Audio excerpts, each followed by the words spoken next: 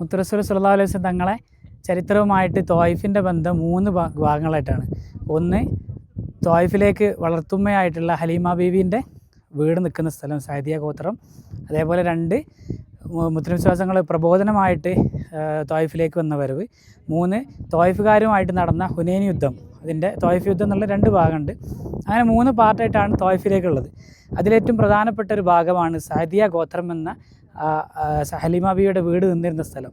ഞാനിപ്പോൾ നിൽക്കുന്നത് ഹലീമ ബീവിയുടെ വീട് അല്ലെങ്കിൽ സഅദിയ ഗോത്രക്കാർ താമസമാക്കിയിരുന്ന എന്ന് പറയപ്പെടുന്ന സ്ഥലത്താണ്. കാരണം സഅദിയ ഗോത്രക്കാർ നാടോടികളായിട്ടുള്ള ആ ഒരു സ്റ്റൈലായിരുന്നു അവരുടെ കുടുംബത്തിനുണ്ടായിരുന്നത്.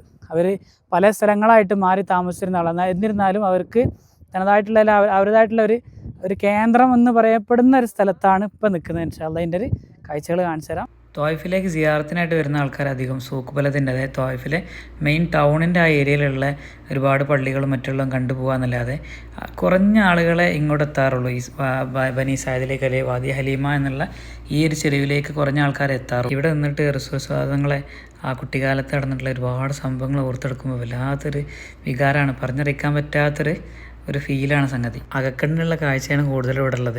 പുറത്തുള്ള കണ്ണിനായിട്ട് 3 വീട് എന്ന സ്ഥലത്ത് കുറച്ചൊരു കല്ല് കൂട്ടി വെച്ചതും അതുപോലെ തന്നെ പുറത്തിറങ്ങുന്ന ഭാഗത്തായിട്ട് ഒരു ചെറിയൊരു പഴയൊരു കിണറും കാണാനുണ്ട്.